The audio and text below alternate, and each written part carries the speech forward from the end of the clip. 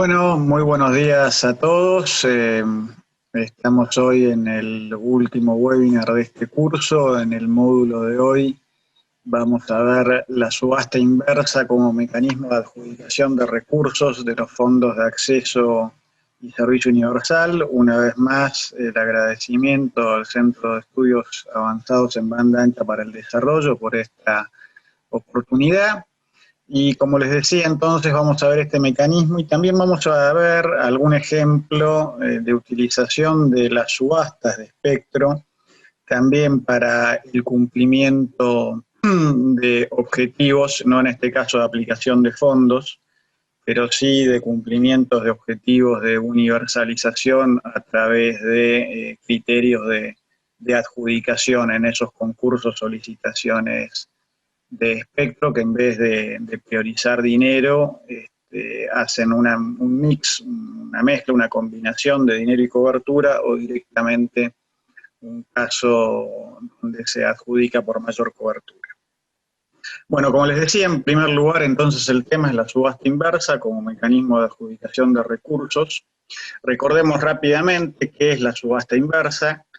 La subasta inversa es un procedimiento por el cual el oferente que solicita, que pide el mínimo subsidio, se adjudica el contrato. Normalmente en estos procedimientos hay una serie de condiciones estándar que tienen que cumplir todos los operadores en materia de cobertura, calidad técnica, a veces en algunos casos precios de los servicios, y donde cumplías todas estas condiciones por todos los oferentes, aquel que solicita el mínimo subsidio es el que adjudica el contrato. Este es un procedimiento que no tiene nada de particular si uno lo compara en general con lo que son los procedimientos normalizados, habituales de contratación de las distintas administraciones públicas. En general, el procedimiento estándar que existe en la legislación de cada país para hacer contratos con el Estado es algún mecanismo que asegure concurrencia, competencia, igualdad entre los oferentes, y normalmente lo que busca siempre la administración es hacer pujar, competir a los oferentes para obtener la oferta más beneficiosa, que en general cuando se trata de productos homogéneos, por ejemplo un contrato de suministro donde se quieren comprar alimentos, donde la calidad es relativamente homogénea, o suministros de oficina, bueno, lo que se busca es precisamente a través de esta puja es lograr el mejor precio para el producto que uno quiere que la administración desea adquirir. Si bien lo más habitual es la utilización de este mecanismo, como decía, en casos de productos homogéneos, también se ha utilizado este procedimiento de subasta inversa en contrataciones más complejas y que no solo exigen ponderar el atributo precio de un producto, sino también ponderar otro tipo de atributos como pueden ser la calidad.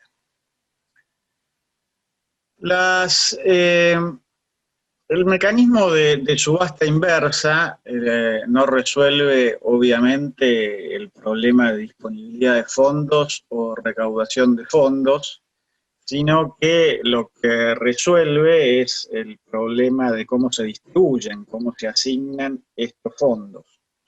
Y la gran ventaja que ofrecen estas alternativas respecto de otras es que con un diseño adecuado de sus procedimientos, bueno, sirve para inducir a los operadores a establecer cuál es el costo de proveer, el costo óptimo de proveer el servicio en un área determinada, ¿no? Es decir, las reglas que se establezcan para este procedimiento tienden a inducir mediante procedimientos más simples que una determinación administrativa, donde como ya hemos visto en la parte general y en el material de lectura, la simetría de información entre regulador y regulado es bastante amplia, son procesos bastante complejos y bastante costosos, algo que a veces no se repara, el costo que tienen estos procedimientos. Bueno, el mecanismo de subasta inversa permite inducir, insisto, ya vamos a ver cómo son esos diseños, a que se establezca, a que se tienda a establecer cuál es el costo económico de proveer el servicio. Hay que tener presente que en general, en estos mecanismos de subasta inversa, los oferentes compiten en una instancia previa por el mercado, es decir, el ente regulador, el ministerio, en fin, en definitiva quien defina en qué área y a quiénes se le quiere prestar servicio, es el que está determinando cuál es el mercado objetivo que se va a cubrir, y la competencia en general, tratándose de áreas no servidas o no servidas no atendidas con la calidad mínima que el gobierno estima necesario, los operadores luego, una vez que acceden al subsidio para abastecer este mercado, no suelen competir entre sí. ¿Por qué? Porque precisamente son áreas o no atendidas y se adjudica a un operador, y son áreas deficitarias o de alto costo, o que al menos inicialmente necesitan alguna ayuda respecto del CAPEX, es decir, del capital a invertir, y por lo tanto es raro que luego compitan entre sí. Entonces una competencia, como se dice en la literatura, por el mercado y no en el mercado, aunque por supuesto no está descartado que en un futuro y a medida que avance el desarrollo de los servicios en el área, puede haber también competencia en el mercado. En general, para las áreas rurales, ¿cómo es el mecanismo? Que es donde estas subastas en general se utilizan, ¿no? Áreas rurales o no atendidas o suburbanas. Bueno, el punto de partida es tratar de tener alguna referencia que sirva de base para determinar lo que después es el precio máximo del subsidio, ¿no? Es decir, el mecanismo funciona a partir de un precio máximo que define el regulador por conexión, por área, de modo tal de que nadie pueda ofertar por encima de ese precio. ¿Cómo se determina este precio base o precio máximo? Bueno, la referencia que hoy en día se toma es precisamente la de los servicios satelitales. ¿Por qué los servicios satelitales? Bueno, porque hoy en día el satélite permite tener cobertura prácticamente en cualquier lugar. Cualquier empresa prestadora de internet satelital cuyo satélite ilumina o tiene una pisada, bueno, cada uno utilizará un término diferente, o Volás tiene una cobertura en una determinada geografía, bueno, puede darle servicio a cualquier cliente que esté dentro precisamente del área de cobertura del satélite, y hoy en general los sistemas satelitales, excluyendo las áreas polares, permiten cubrir prácticamente cualquier lugar de la geografía terrestre. Seguramente en el corto plazo ya hay algunas experiencias iniciales, creo que en Kenia o Etiopía, ahora no recuerdo, pero están en desarrollo también otras plataformas, las plataformas de altitud, que también permitirán extender seguramente la cobertura en áreas, en cualquier área geográfica, y de esta manera introducir también una competencia con los sistemas satelitales y ser tomadas en todo caso como referencia de precio. Pero bueno, entonces partimos del precio que tienen los servicios satelitales, y hay que ver a partir de ahí cuál es, no el costo tanto de los servicios terrestres, sino ver la voluntad de pago que tiene el cliente por mejorar el servicio satelital respecto de uno terrestre. Los servicios satelitales en general no tienen tarifa plana, es decir, tienen bastante limitado el consumo, pero fundamentalmente los atributos que lo distinguen respecto de los servicios terrestres son los de velocidad y latencia. Entonces también ahí hay que ver cuál es la voluntad de pago que tiene un potencial usuario respecto de un servicio terrestre que tenga mayor velocidad y menor latencia, y también en general los servicios terrestres tienen los paquetes de datos menores cortes que los satelitales. Entonces, se realizan estudios para determinar, bueno, cuál sería esta voluntad de pago por haber mejorado el servicio, si cuánto más está dispuesto a pagar respecto de un servicio satelital a un potencial usuario, por no tener un límite, un cap al volumen de datos que puede utilizar, por incrementar la velocidad, por reducir la latencia, por evitar los cortes y todo esto en consecuencia por mejorar la calidad del servicio. Los estudios demuestran que el principal elemento por el cual un usuario está dispuesto a incrementar el pago respecto de los servicios satelitales en áreas rurales es la mayor velocidad. Ahora, por supuesto, esto tiene un límite, por velocidades por encima de los 50 megabits, esto está tomado de estos estudios, en general están hechos en Estados Unidos, así que hay que tener en cuenta también el grado de desarrollo relativo, pero lo que se ve en estos estudios es que hasta 50 megabits hay una voluntad de pagar para aumentar la velocidad, pero que a partir de ese umbral la voluntad de pago disminuye sensiblemente, es decir, ya la gente no está dispuesto a decir, bueno, pago más por el incremento de velocidad por encima de 50 megabits, solamente un porcentaje muy reducido de población sigue estando dispuesto a pagar un poco más por velocidades superiores a este umbral.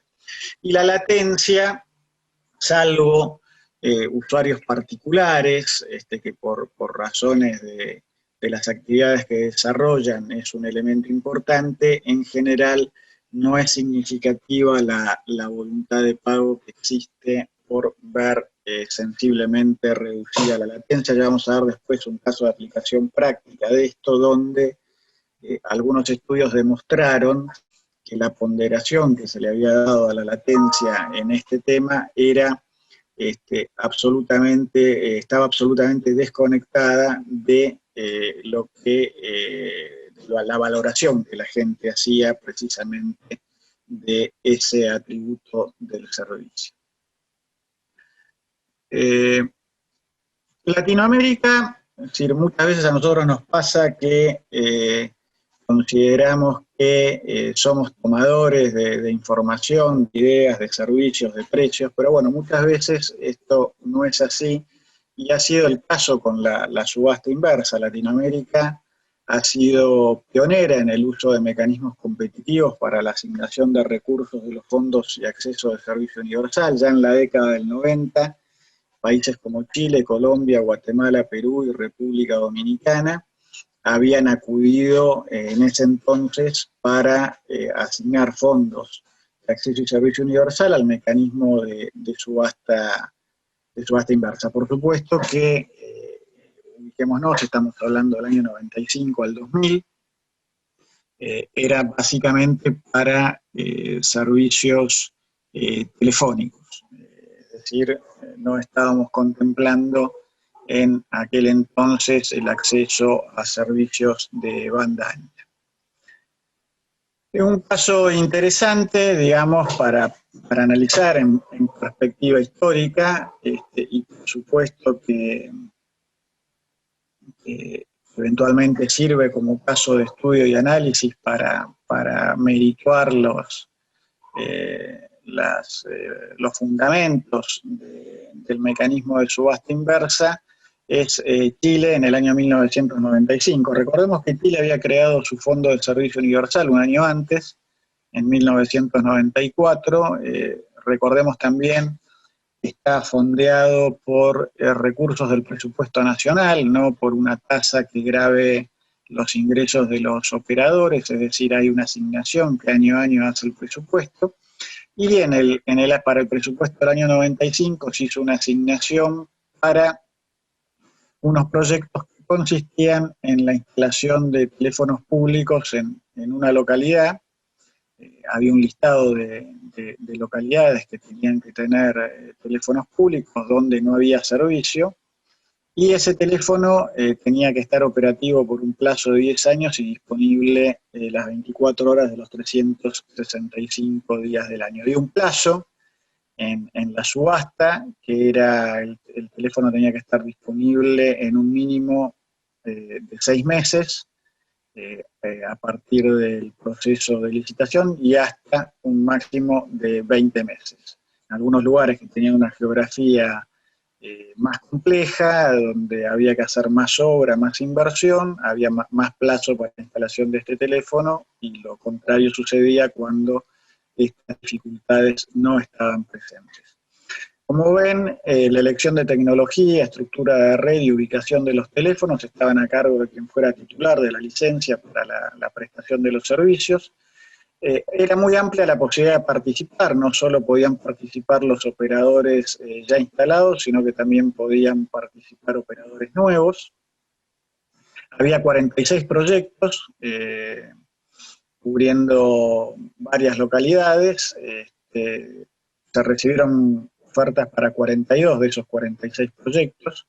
Y acá viene, desde el punto de vista económico, lo más interesante, o mejor dicho, lo que en su momento fue mostrado como lo exitoso del mecanismo, que es sobre el total del subsidio que había presupuestado, se utilizó el 48%, es decir, prácticamente por cada peso que se gastó, se ahorró otro peso respecto del presupuesto. La mayoría de los proyectos, es decir, una cantidad de proyectos, no la mayoría, pero una cantidad significativa que explica este ahorro, es que 16 proyectos pidieron 0 subsidio. Había una empresa que era un entrante al mercado y con el objetivo de instalar marca, generar empatía, hacer publicidad, digamos, también ofreció cubrir 16 proyectos con 0 subsidio, es decir, totalmente a costo de la compañía. En el resto de los proyectos se apeló a la totalidad del subsidio o cerca de él, y había proyectos que el promedio de los proyectos fue $3.640 de subsidio, pero fluctuaba entre 300 y 26.000 dólares. El subsidio estaba establecido no en dólares, sino en pesos chilenos, no se ajustaba por inflación y se pagaba como una suma fija una vez que las instalaciones se hubieran construido y estuvieran operativas.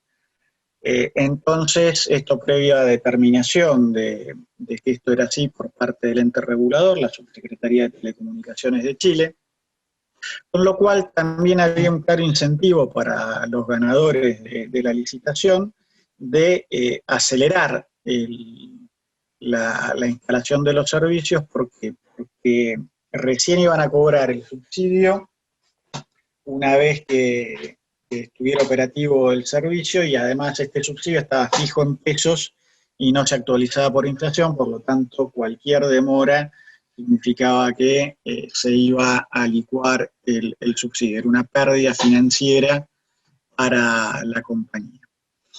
Como les decía, el principal elemento que hizo caer el subsidio fue la empresa Chilesat, que era un nuevo entrante, que quería entrar a los mercados locales, ya era un carrier de larga distancia, por lo tanto ofreció 0 subsidios en 16 proyectos. En algunos de estos proyectos fue asociada con otras compañías, no se los admitieron, pero finalmente un año después se la admitió también asociada a otra compañía. No sé, Ariel, si querés que vayamos viendo preguntas a medida que se desarrolla la explicación, o como hemos hecho en los casos anteriores, esperamos al final y ahí al final hacemos las preguntas.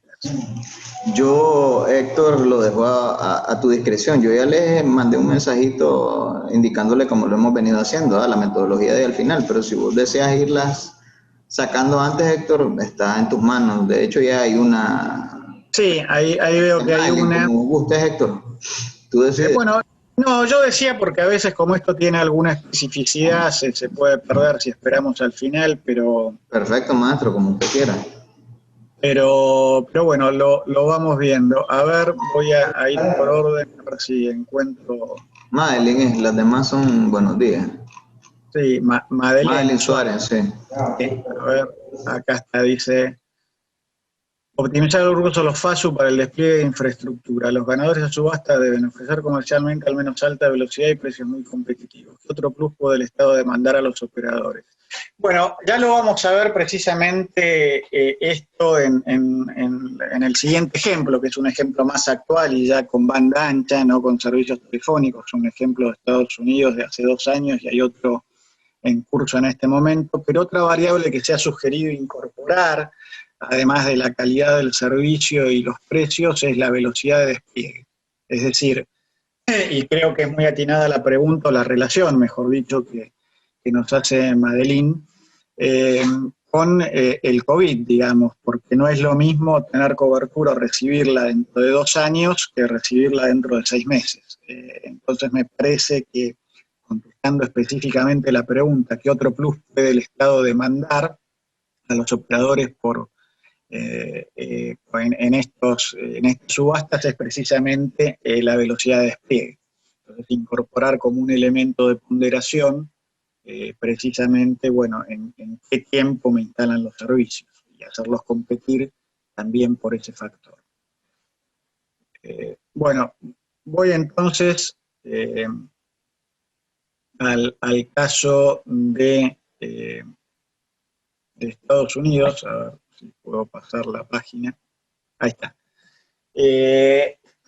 Esta es una experiencia reciente del año 2018 de los Estados Unidos. Por supuesto que los volúmenes, tanto en conexiones como en dinero disponible, están muy lejos de lo que cualquier país de nuestra región, aún los más grandes, como México y Brasil, en superficie y población, puedan pensar en desarrollar un tema de recursos, pero de vuelta creo que vale el modelo como ejemplo conceptual más allá de los números propiamente dichos, ¿no? Este proyecto se inscribe dentro de uno de los 4 programas de servicio universal que tiene Estados Unidos, son los programas de alto costo, que hoy se llaman Connect America Fund, es decir, fondos para conexión de América, y que básicamente llevan conectividad hoy en día de banda ancha a localidades rurales, población rural de los Estados Unidos, que es aproximadamente un 20% de la población americana, según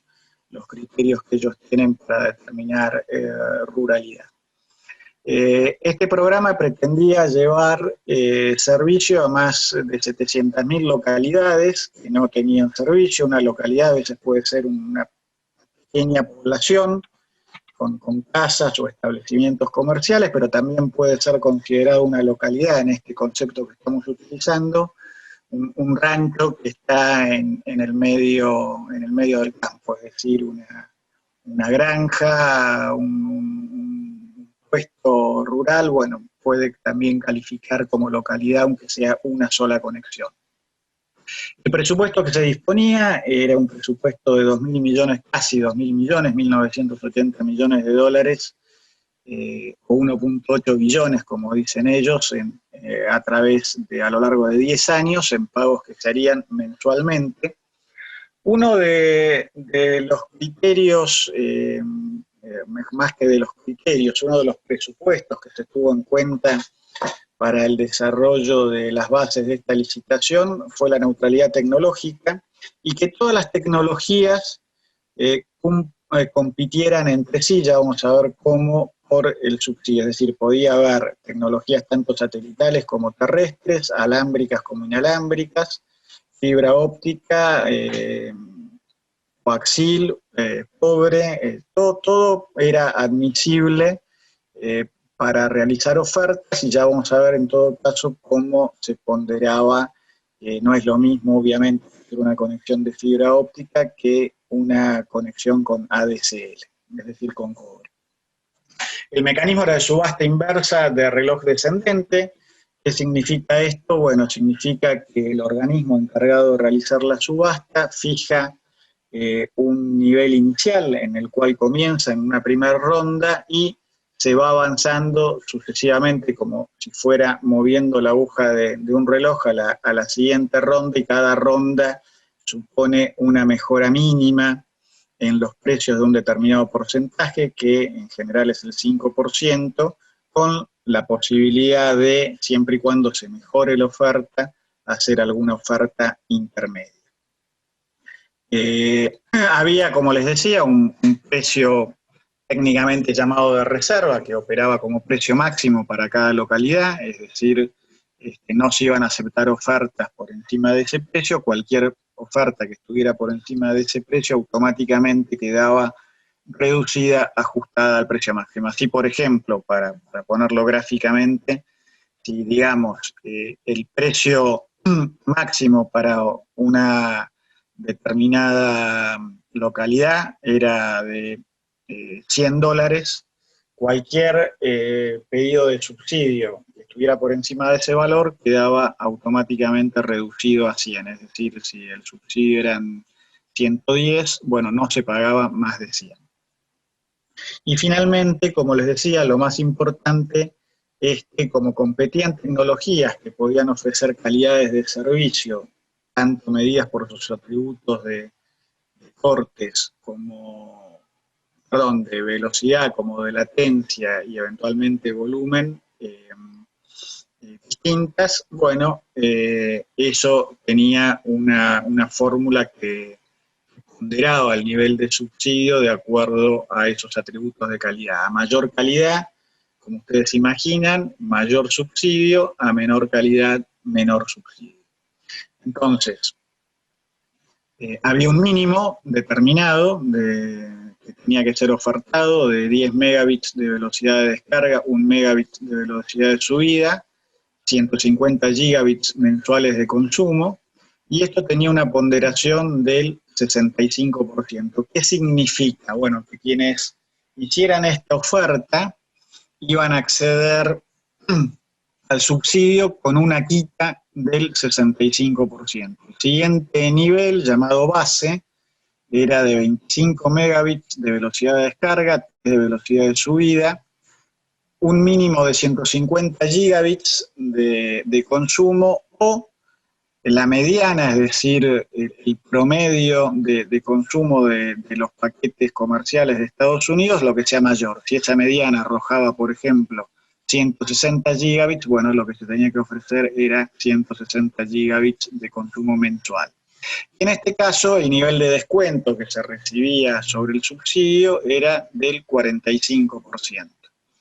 Un tercer nivel era mayor a la base, ya estamos hablando de velocidades de 100 y 20 megabits, con 2 terabits de consumo, y ahí el descuento era del 15%, y finalmente el nivel de gigabit, que era una velocidad de 1 gigabit, 500 megabits, respectivamente descarga y subida, 2 terabits, y ahí se recibía, la compañía que ofrecía esto recibía el subsidio pleno, es decir, no tenía ningún descuento.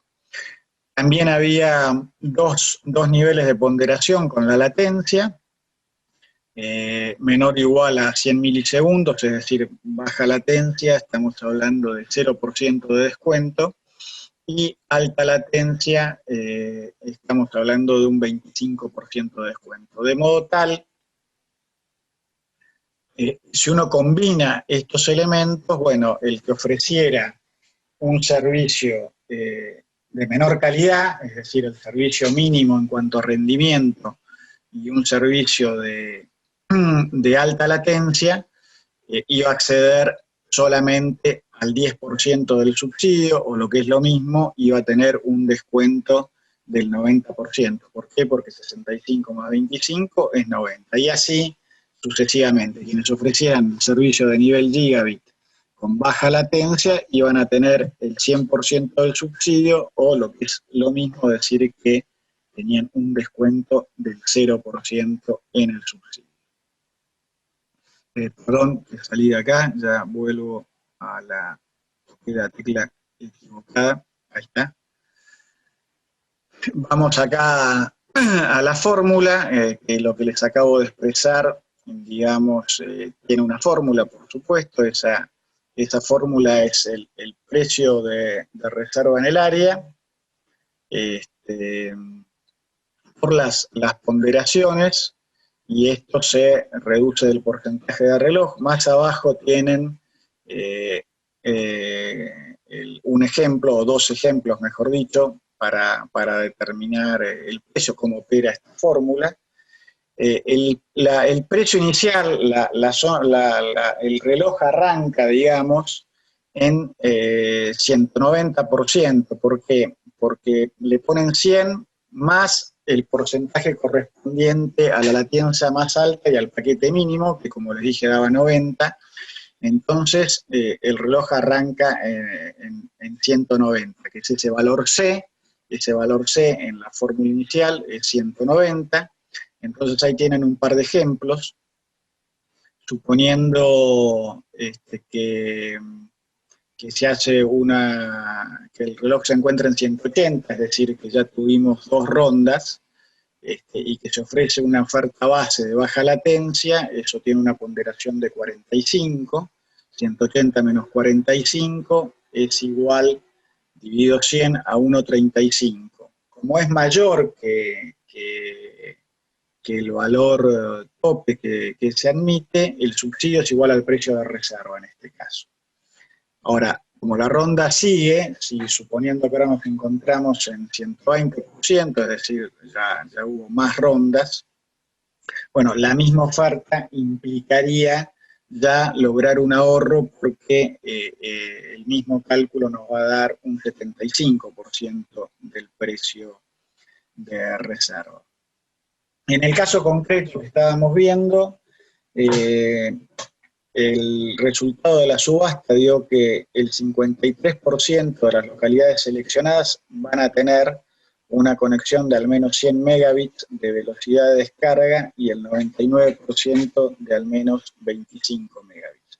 Un elemento que no está acá, pero que se los comento, creo que sí está en el material de estudio que les di para este cuarto módulo, es que además había obligaciones de tener cubierto el 40% de las localidades dentro de los 2 primeros años, y luego cubrir un 20% entre el segundo y el cuarto año, y un 20% más entre el cuarto y el sexto, perdón, el 60% en los 2 primeros años, y luego el 40% restantes en los 4 siguientes años, de modo tal que al cabo de 6 años el 100% de las localidades estuviera cubiertas.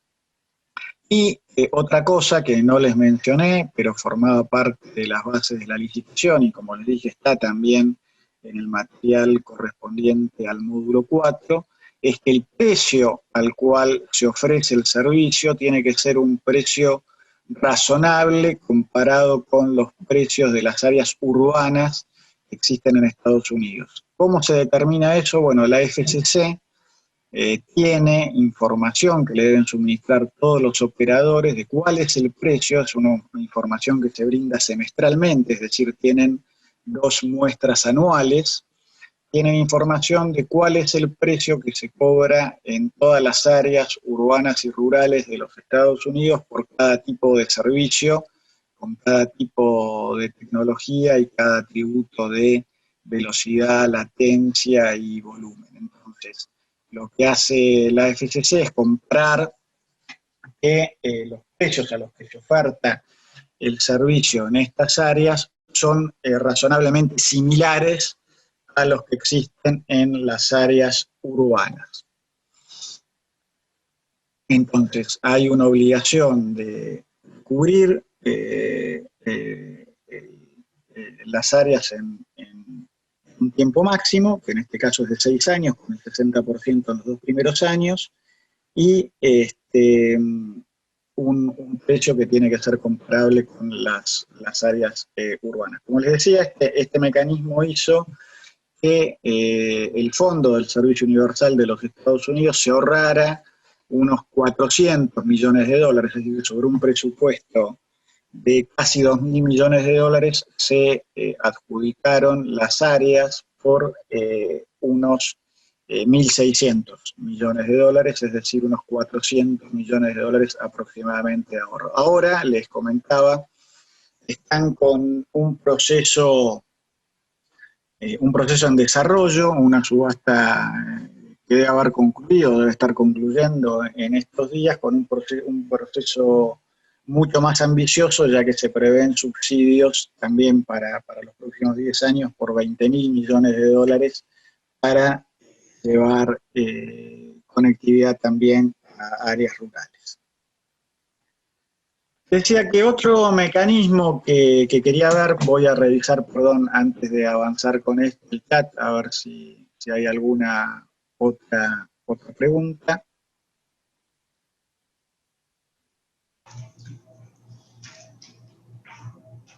No sé si veo la otra. ¿Qué otro plus puede el Estado demandar a los operadores en esta era post-COVID?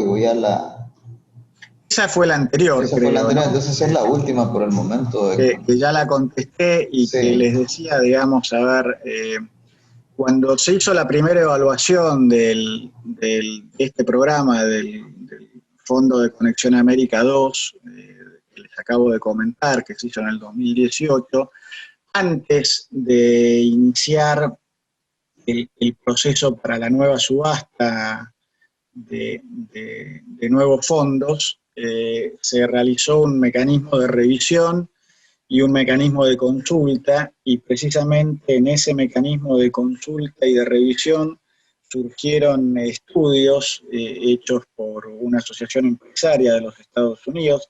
Está esto también transcrito en un trabajo del profesor Walton, que está en el material del cuarto módulo, donde había dos recomendaciones. Una, darle menor ponderación a la latencia, porque según sus estudios había tenido una valoración 5 veces superior, esta ponderación de la latencia en la fórmula, superior a la que los usuarios le daban en sus propias preferencias, y la otra, que es la que le comenté, incluir en la fórmula, finalmente no se incluyó, el valor tiempo, digamos, ¿no? Es decir, incorporar, digamos, como una oferta a ser realizada por los propios operadores, la velocidad de despliegue de la infraestructura. Es decir, más allá de que hubiera plazos máximos para el despliegue de infraestructura, es decir, 100% de cobertura a los 6 años, que bueno que los operadores puedan ofrecer como forma de ponderar en el proceso de adjudicación, acelerar esta cobertura, es decir, que la velocidad de despliegue también sea un factor de competencia entre los operadores, y de hecho eso es lo que sucedió en este otro caso que les quiero mostrar. Acá ya no estamos hablando de una subasta inversa, en el sentido de competir por un subsidio a partir de un precio máximo fijado por el gobierno, sino de utilizar las licitaciones de espectro para asegurar una mayor cobertura, que también de alguna manera puede ser una forma de universalizar el servicio, de modo de incentivar a los operadores, digamos, a competir, en este caso, a través del ofrecimiento de mayor cobertura, para ir a lugares donde quizás, si no estuviera este incentivo, digamos, de adjudicarse el contrato, no irían porque aisladamente considerados no ofrecerían atractivo por su rentabilidad a las operadoras privadas.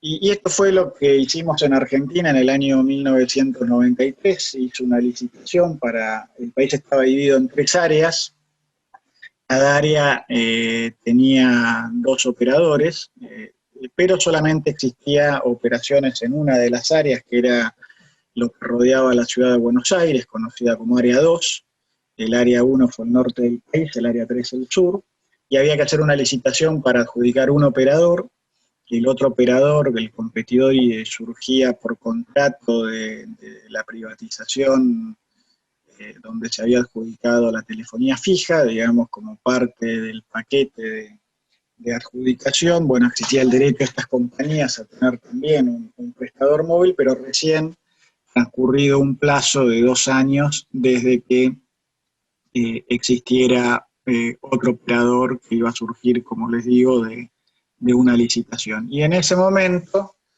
se tomó la decisión, aparte de dividir el país en 3 grandes áreas y no hacerlo por ciudades, como venía siendo la práctica, al menos en el mundo hasta ese momento, en áreas más reducidas, sino hacer áreas más grandes, y ponderar en la calificación final de cada oferente la cobertura poblacional de cada oferta a los 5 años, eso ponderaba un 30% en la fórmula, la cobertura geográfica a los 5 años, y eso tenía una ponderación del 50%, y la velocidad de despliegue. Había una serie de zonas, de ciudades, que eran obligatorias y también algunos corredores viales que eran obligatorios. Entonces, acá también más rápidamente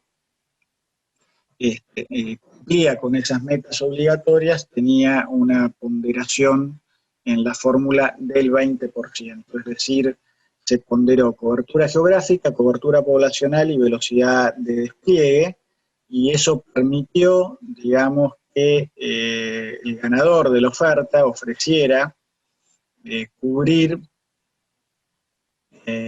todas las localidades de la Argentina de 500 o más habitantes. Es decir, eso equivale aproximadamente a decir que el 98,5% de la población iba a tener cobertura de telefonía celular en un plazo máximo de 5 años. El gran problema se dio después en la ejecución con la velocidad de despliegue, ya que ofrecieron cubrir todas las áreas obligatorias en 6 meses, y en los 6 meses, claro, las áreas estaban cubiertas, había torre, había antena, pero no había interconexión con la red fija, con lo cual solo se podía hablar de teléfono móvil a teléfono móvil, y esto dio lugar a unos cuantos planteos legales sobre el cumplimiento o incumplimiento de esa condición. Bueno, finalmente no prosperaron estos planteos de señalar que había un incumplimiento, pero sí se advirtió la falta de claridad respecto de qué se entendía por servicio era un problema porque bueno, se producía una demora en todo caso en la disponibilidad del servicio. Suecia hizo algo más inteligente, a mi modo de ver, en el año 2011 con la banda de 800 MHz. Dentro de los lotes había un lote especial de frecuencias que incluía, digamos, como parte del precio de pago, que había que ofrecer cobertura en determinadas localidades seleccionadas por el regulador, y que significaban inversiones de entre 22 y 44 millones de dólares. El número entre 22 y 44 lo iba a determinar el oferente, que también iba a determinar el precio total del lote, y una vez que el ganador tenía que cumplir con estas obligaciones, el ganador se comprometió a hacer inversiones por 44 millones de dólares en localidades seleccionadas por el ente regulador sueco. Esta obligación tenía que asegurar una velocidad de tráfico de datos de al menos 1 megabit por segundo o acceso funcional a Internet, lo cual le permite regularmente al regulador sueco elevar esta velocidad de cobertura por lo que él entienda que es acceso funcional a Internet. De hecho, hace unos años fue elevado a 2 megabits, no sé cuál es actualmente la velocidad, pero podría ser nuevamente elevada. El incentivo, digamos, que tenía esta licitación para asegurarse el cumplimiento y evitar controversias era que primero estos 44 millones de dólares se pagaban junto con el precio de la licitación. Una vez que el servicio estaba instalado y habilitado, aprobado por el ente regulador sueco, ahí recién se recuperaba el dinero. Cada localidad además de estar en un listado que había elaborado el regulador sueco, tenía una valoración en dinero. Vamos a suponer la localidad X valía $1.000.000, o su equivalente seguramente en coronas suecas. Bueno, cuando el regulador verificaba que el servicio estaba disponible, instalado y disponible en esa localidad, libraba un cheque y le devolvía ese $1.000.000 o su equivalente en coronas suecas al operador, entendiendo que había cumplido con la condición de la licitación. Esto tiene la ventaja de evitar discusiones y además es un importante incentivo para que el adjudicatario realice rápidamente el despliegue, porque hasta que no despliega, bueno, no recupera el dinero, y bueno, no es lo mismo recuperar el dinero al cabo de 6 u 8 meses que al cabo de 3 años. Por supuesto que también había plazos máximos para esta instalación. Y Suecia tuvo al año de esta adjudicación el 99% de su población cubierta con servicios de 4G. Bueno, hemos visto entonces dos mecanismos de adjudicación de fondos, la subasta, mejor dicho, un mecanismo de adjudicación de fondos que a mi modo de ver es muy interesante, que es la subasta inversa, porque permite optimizar el uso de los recursos, que siempre son escasos, y más particularmente en nuestra región, y un mecanismo de utilización de las subastas de espectro también con el objetivo de mejorar la cobertura. Por supuesto que no son los únicos, no es el único mecanismo el que hemos visto de licitaciones para obtener mayor cobertura, el que acabo de escribir. Hay otros que hacen hincapié en conectividad para escuelas, conectividad en rutas, conectividad en otro tipo de establecimientos, pero bueno, es una forma de exigir, como digamos, el pago en especie en lugar de el pago en dinero, es decir, pagar con cobertura, pagar con servicios, pagar con despliegue y no necesariamente pagar con dinero. Bueno, ahora sí, Ariel, si hubiera más dudas o preguntas, podemos con todo gusto. Por favor, participantes, si tienen alguna otra pregunta, consultas, dudas. Acá hay una pregunta de Eliseth, por ahí. y se podría comentarnos ventajas de la subasta inversa con respecto a la licitación. Bueno, la licitación en general suele tener otros elementos de ponderación, aparte de lo que es estrictamente monetario.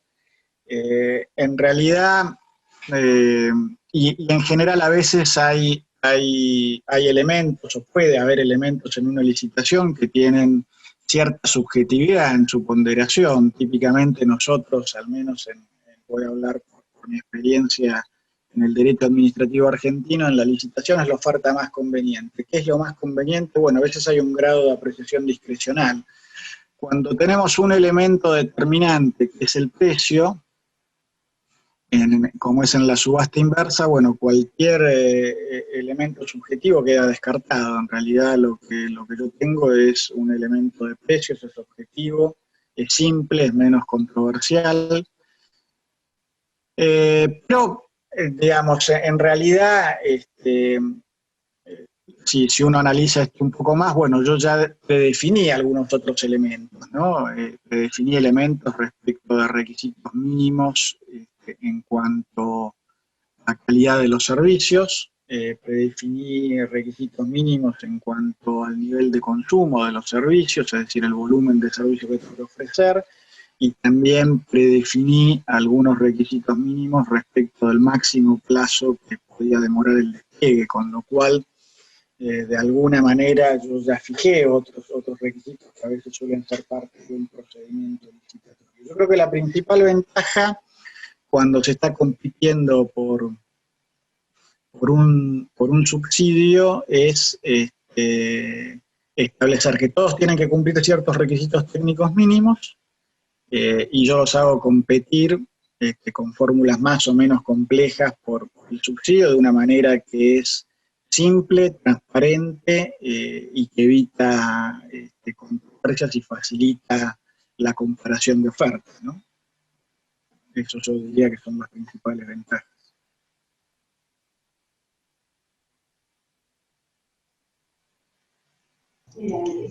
No veo más preguntas, Héctor. No sé si... Sí, no sé si con micrófono, si querés abrir el micrófono. Sí, no, yo no tengo problema. Tal vez si alguien desea, por favor, solo me indica para abrirles micrófono.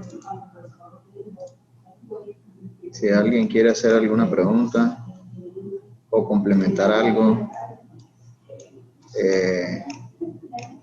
desde el punto de vista de Nicaragua, ¿verdad? El sector de los FASU y los FITEL.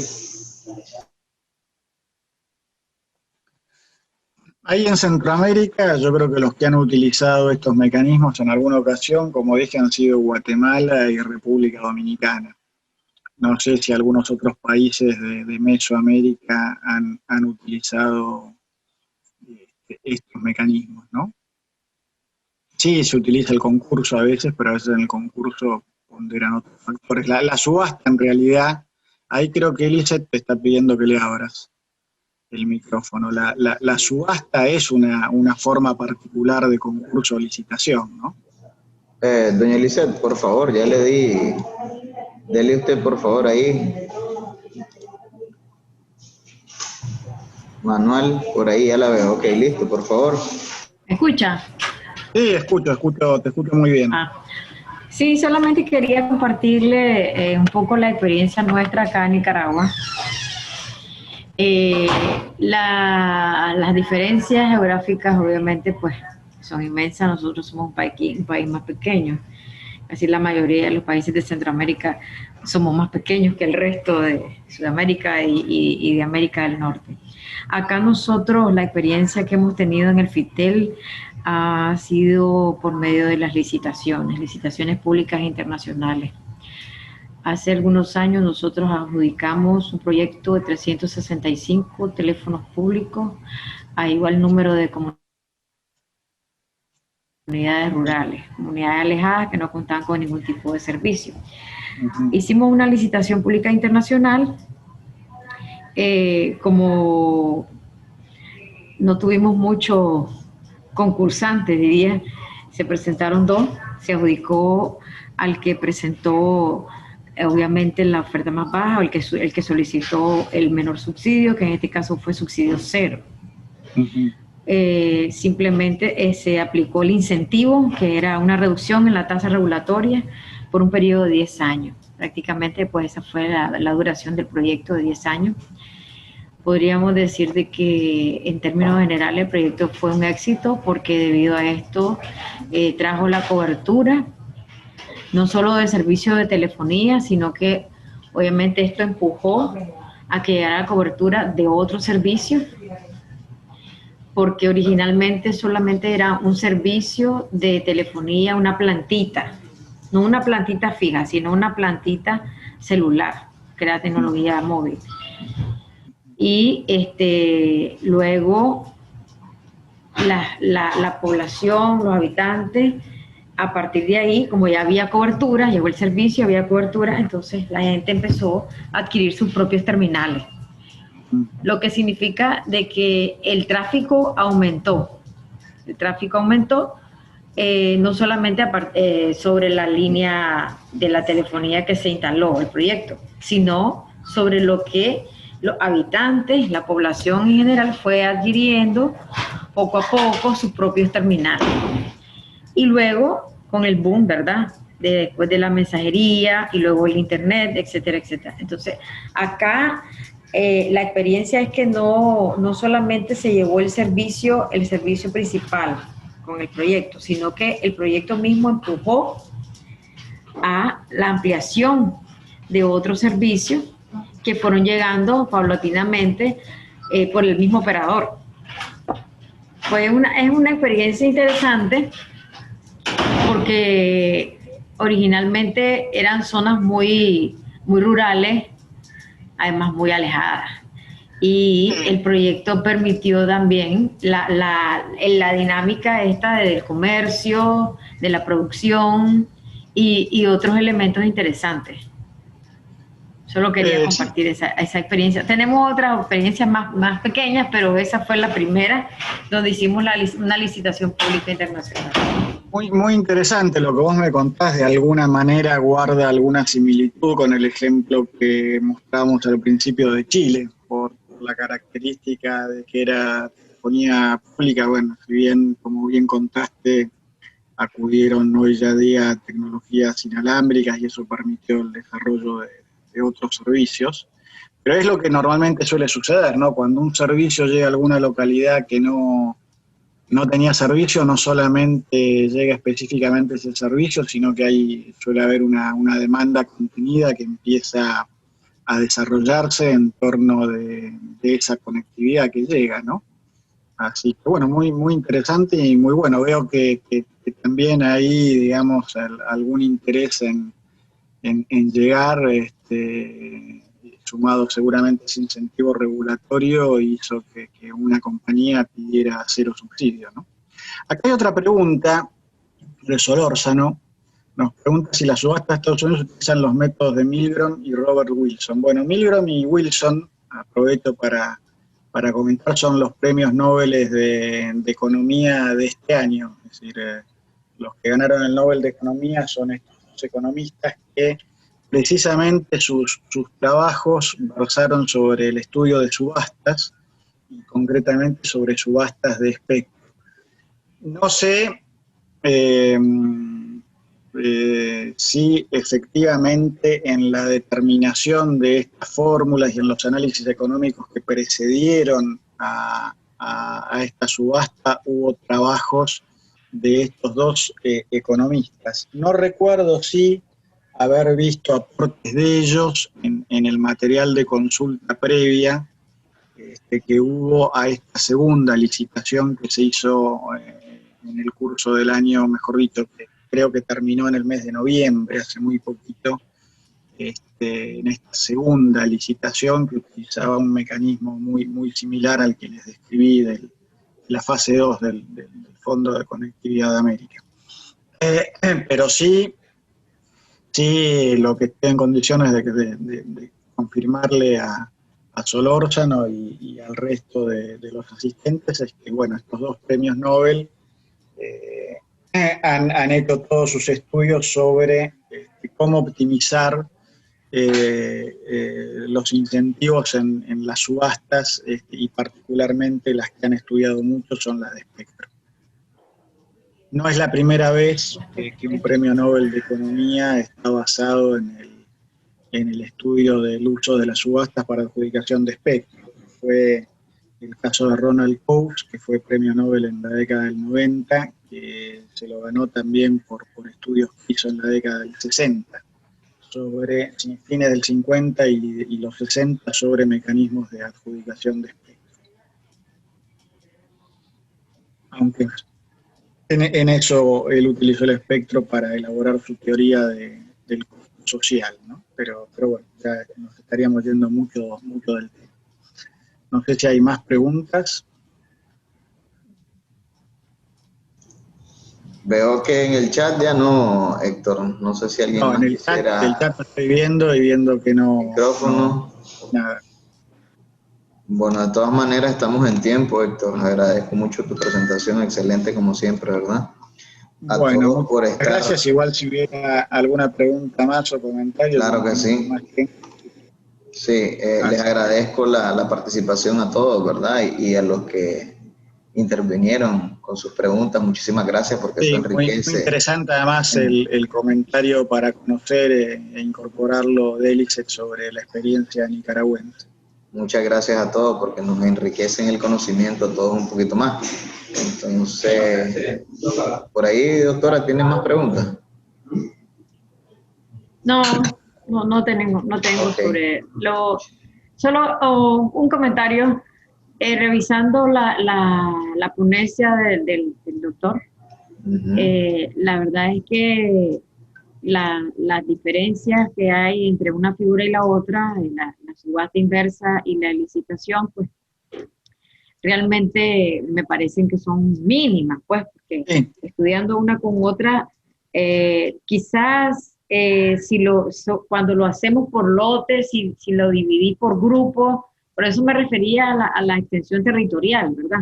Porque de un lugar a otro va a cambiar. Cuando hace un territorio que es muy grande, lo dividí en 3 partes, las condiciones de servicio son diferentes y obviamente los precios van a variar. ¿Sí me entiendes? Sí, sí. Obvio, Eliseth, digamos, Entonces, a ver, sí. En el caso que yo les conté de Estados Unidos, se divide por áreas muy reducidas y cada una oferta por áreas, más allá de que el programa total luce muy grande. El otro caso es distinto porque uno está licitando un área para la prestación de telefonía móvil, ¿no? Son situaciones en lo concreto diferentes, pero conceptualmente uno podría aplicar el mecanismo de forma análoga, ¿no? Pero sí, es verdad que la subasta en el fondo, si uno lo analiza, es un caso específico de licitación entendido por un concurso donde uno tiene múltiples oferentes que pujan por la adjudicación de un contrato. En este caso puede ser un subsidio, en otro caso puede ser la adjudicación de un lote de frecuencias para dar un servicio. Ok, exacto, gracias. Ok, Héctor, entonces solo me resta despedirnos. Muchísimas gracias a todos por su Bueno, muchísimas gracias a todos y después, Ariel, estamos en contacto para ver los casos que llegan respecto de la semana que viene, ¿no? Claro que sí, Héctor, con mucho gusto, estamos a la orden. Bueno, buena tarde para vos, Héctor, buenos días para el resto de nosotros. Muchas gracias, buenos días para ustedes allá en Nicaragua. Chao. Chao.